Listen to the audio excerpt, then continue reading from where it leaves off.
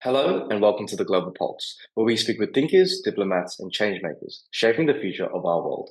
I'm your host, Sid Chandra. Today, we're joined by Alex Dayant, Deputy Director of the Indo-Pacific Development Centre at the Lowy Institute, and the lead behind the Pacific Aid Map and Southeast Asia Aid Map. Over the past several years, Alex has helped, Alex has helped create some of the most comprehensive and accessible data tools for understanding aid and development finance and donor influence in our region. His work gives policymakers and journalists and the public new ways to see who is spending what, where, and why in one of the most strategically contested parts of the world. Alex, welcome. It's great to have you on the Global Pulse. To be here. Thanks for the invitation. Right. So let's start with the big picture. Why do aid maps matter in today's geopolitical environment? Yeah, well, that's a good question. I think the aid maps matter because, in the first instance, they bring transparency to a kind of environment that is very often opaque. When I started this job 8 years ago at the Lowy Institute, I remember that I wanted to work on the Pacific, but clearly I realized very quickly that I was working on China in the Pacific. At the time, I heard that you could hear that China was taking over the region. They were, spending a lot of aid and development in the Pacific.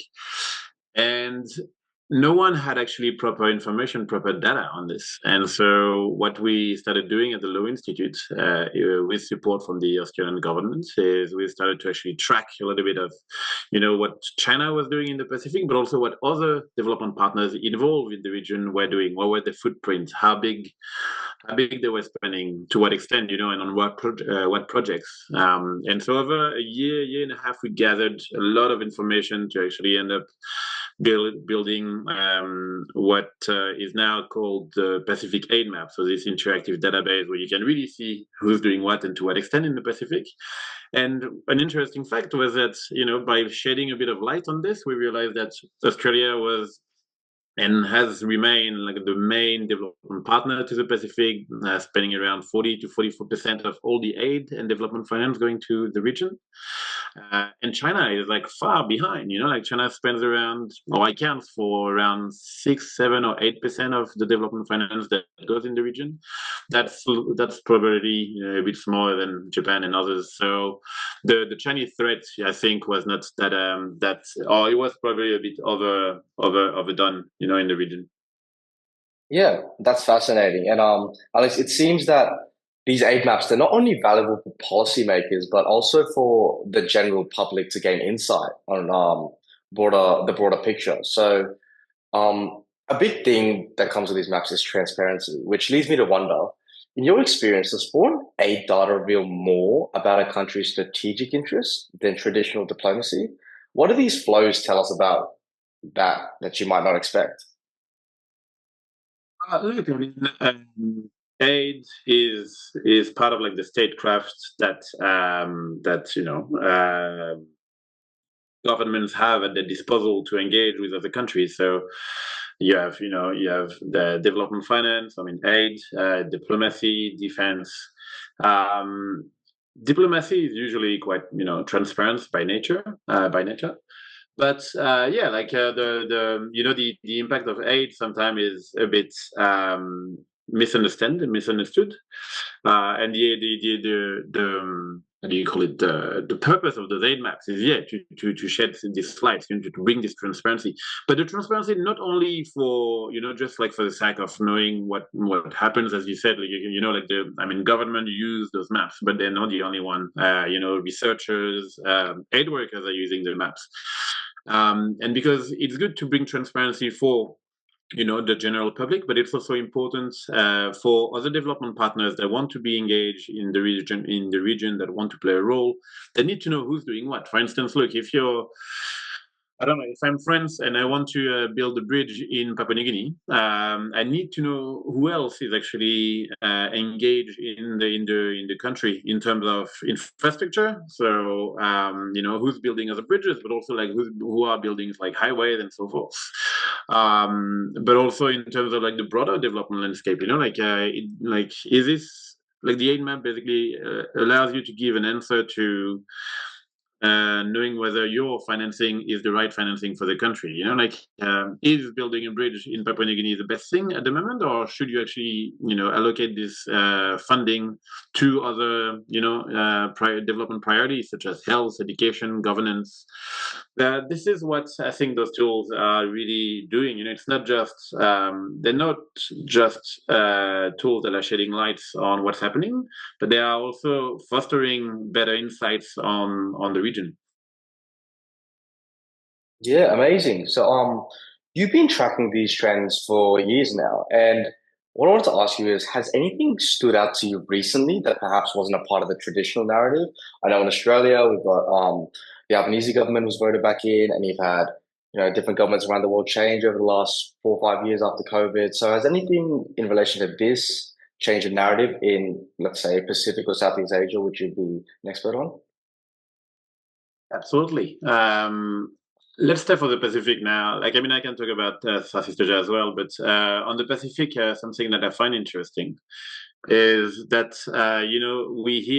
we've heard for many years that the United States was committing to coming back to the region. We heard that many European countries were interested in reinvesting in the region. The Pacific has come up as a kind of geopolitically important region to not only to Australia, New Zealand, the US, but also to a big part of the world. And to some extent, this is why we've seen over the years like the emergence of what you call Indo-Pacific strategies. Strategies for European countries, for France, but also like for the US, for other countries to just refocus a little bit their foreign policy on the region. And interestingly, what the map shows is that despite the fact that you have those big narrative of many development partners re-engaging the region, many countries re-engaging the Pacific, actually the numbers don't really stack up. What we see is that there is quite a gap between the narratives where everybody says, yes, get ready, we're coming back, and actually the numbers spent on the ground. This is quite interesting. And another one for Southeast Asia, I think, would align a little bit with this has to do with infrastructure competition.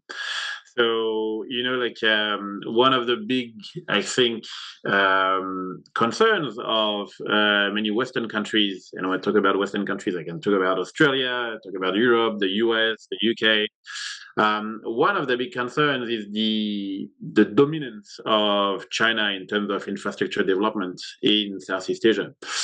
And as a result, there have been a lot of initiatives that have been launched in Southeast Asia to compete a little bit with China, with Chinese infrastructure financing.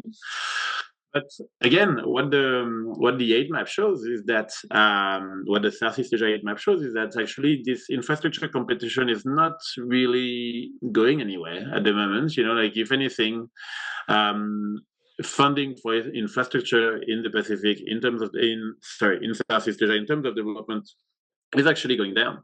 And it's not going down because Western partners have taken a long time to commit first to infrastructure project and then to spend a bit of money, but they're spending money very slowly.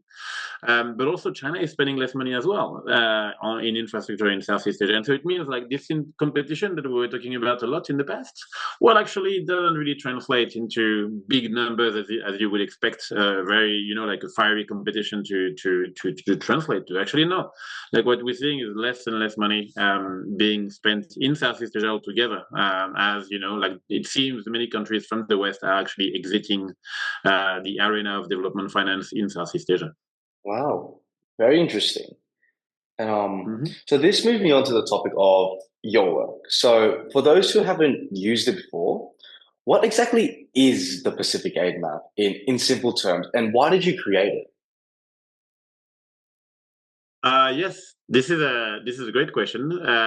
So the Pacific Aid Map, I think you mentioned it a little bit in your introduction, but the Pacific Aid Map is a tool that tracks and maps official development finance from the international community to the Pacific and to Southeast Asia.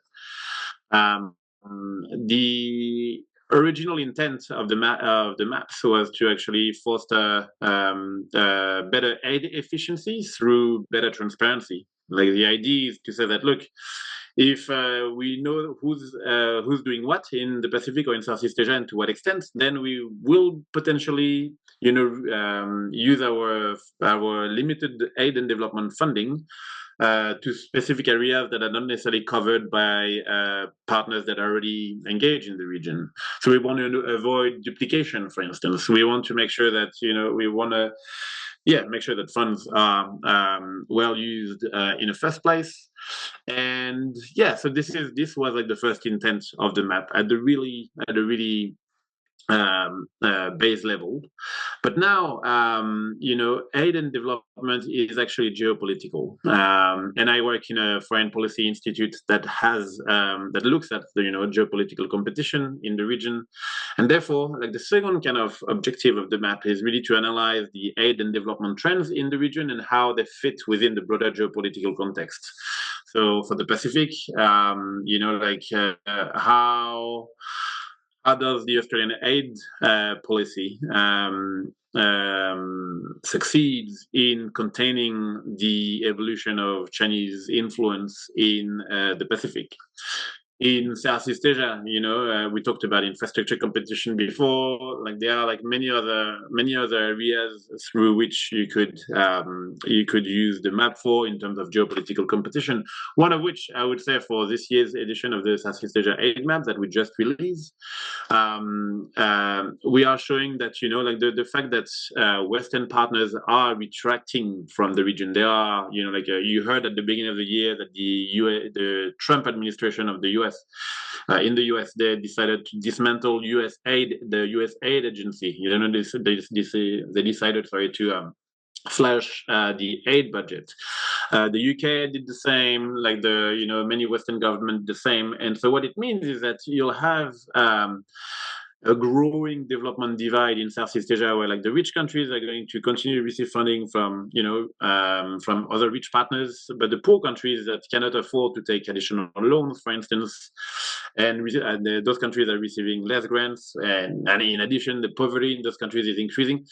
What we'll end up seeing is a kind of growing development divide, and this might also mean that the poorest countries in Southeast Asia will have less and less options in terms of development finance. Like if the US is leaving, if France and other countries are retracting, this means that they'll have less options in terms of development finance, but also probably less leverage when it comes to negotiating terms of Chinese loan, for instance, so like quality and things like this. And so this will have implication going forward. So this is like basically this like the bringing transparency to the aid and development landscape, and at the same time analyzing insights and understanding how this fits in the geopolitical landscape. Those two items, I would say, are like the essence of what those aid maps are doing. Definitely. I can see how the Pacific Aid Map has the potential, and already probably does, reshape the conversation of development finance. It's not just about the data, but it's about who can access it. So with so many moving parts, I can imagine the challenges in collecting this kind of data. Like what are the biggest hurdles you face when gathering accurate information when you're getting so many different donors and different countries? I can imagine it's a whirlwind. Yeah, absolutely. You're right, Sid. It is. It takes a long time, a very long time, and a big effort to collect all this information. And from here, I should say also, I'm not the only one working in this. I initially, created those maps, and I looked for like the different sources of information for this. So like but now now we have a team at the institute. We have like a very good and very motivated team of a few researchers that are helping us in helping me as well in like collecting the data from many different sources, Now, you're right. I mean, it's a tedious process. It's a long process, and we want to make sure that the data that we publish is actually accurate. So, the first thing that we do is we collect data from all the development partners involved in either the Pacific or Southeast Asia. We go on open sources as well. There are a few platforms where you can get a bit of information on this. But then also for what you call non-traditional partners like China, Taiwan, India, and so forth, you have to actually adopt a more hands-on approach, because those partners, they don't actually report anything anyway.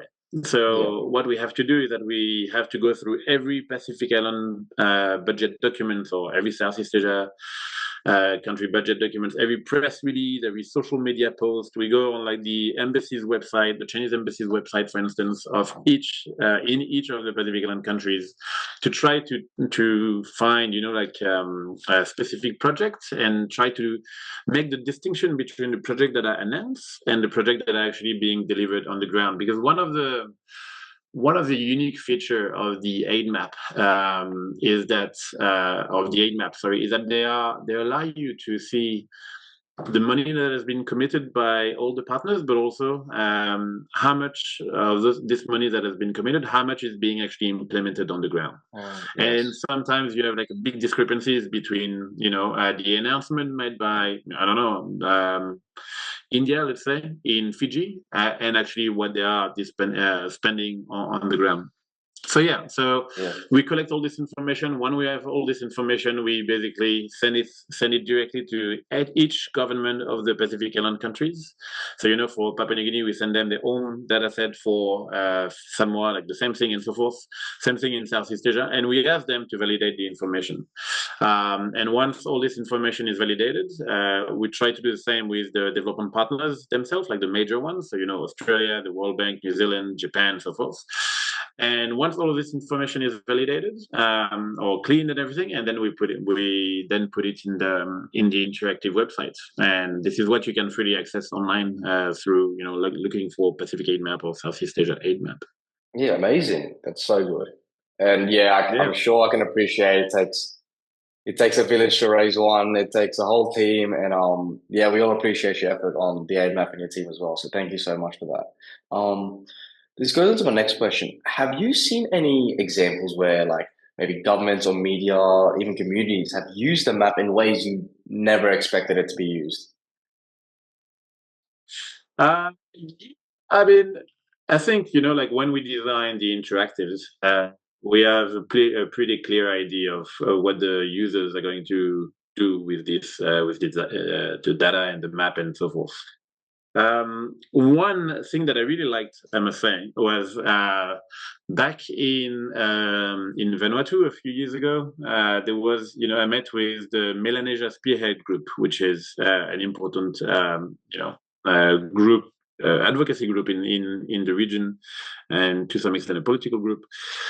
And when I presented the Pacific Aid Map to them, I remember that they were very interested in using the tool as a tool for how you would say, to ensure that to ensure that the money that was committed by the partners were actually really delivered. It was like a kind of accountability mechanism, and I like this actually, because this is what the aid map should be about. The aid map should be about every Pacific Islander to be able to say, oh, look, I see that the Asian Development Bank is financing a bridge here.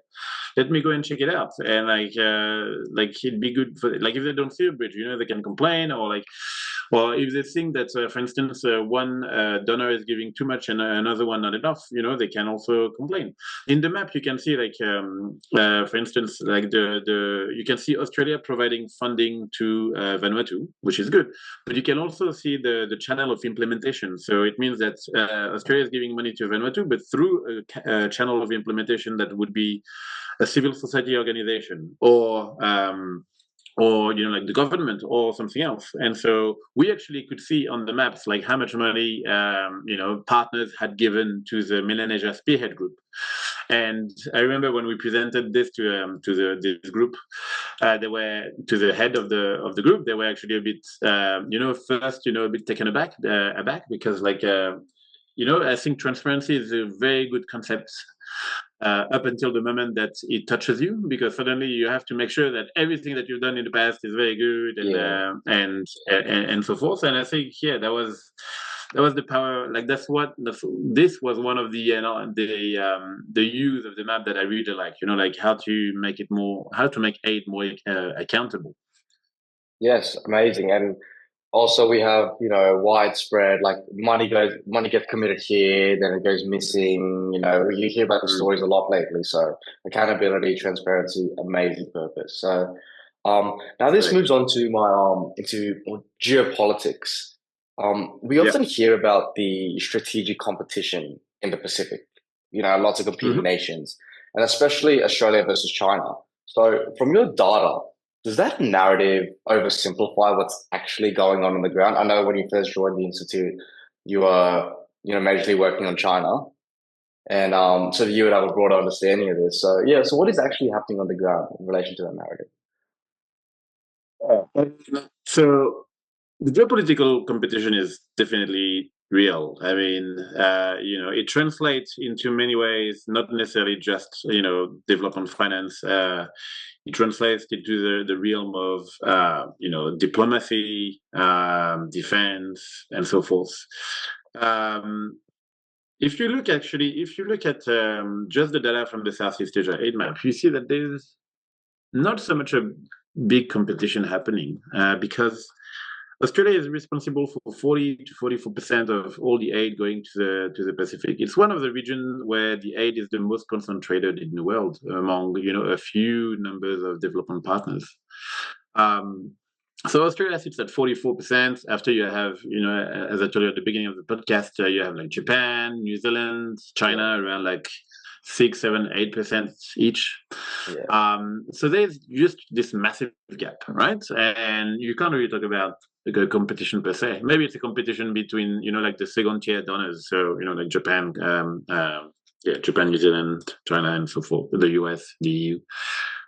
But really, when you actually go in the Pacific and when you talk to people and when you end up like having, conversations about the geopolitical landscape, it is a different story. And that shows like the limitation of using the map and using numbers to understand what's happening on the ground. It's important to put those numbers that the map show into context. For the Pacific, geopolitical competition is a real thing. Because yes, we see, for instance, that Chinese aid is going down, but that doesn't mean that actually China is not doing anything in the region. If anything, it shows that the aid has done its job already in fostering private investments and bringing Chinese state-owned enterprises in the Pacific and so forth. And so while aid is going down, Chinese activity is going up. The trade, China is like one of the main trading partner of the Pacific.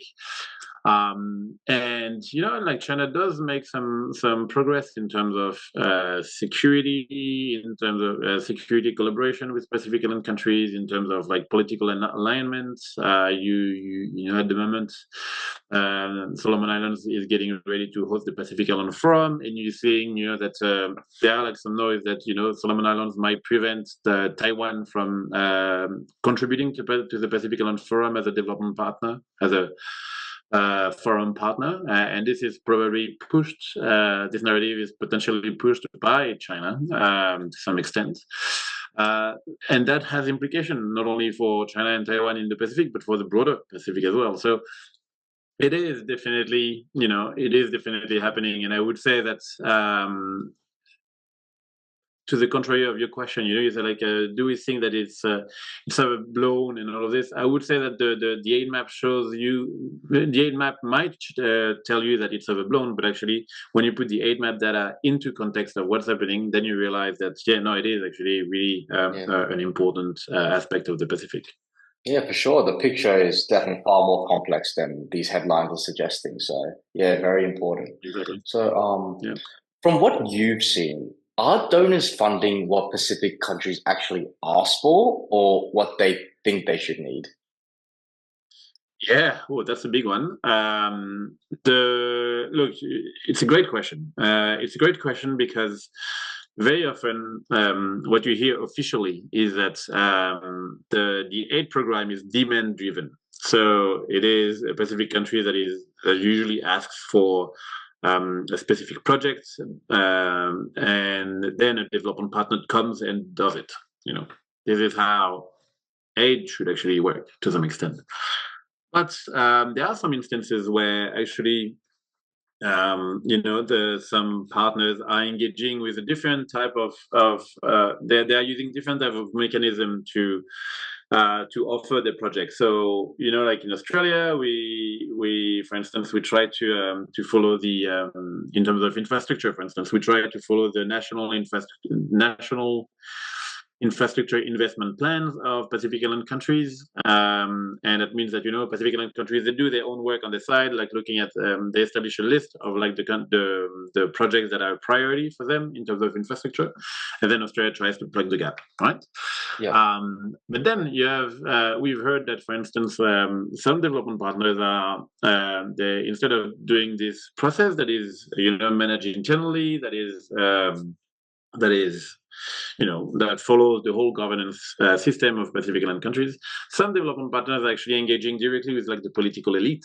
They're engaging with the political elite and saying, look, what project could we help you with? And the problem is that in some countries in the Pacific, the politicians, I mean, in politics is very local. It's not necessarily national.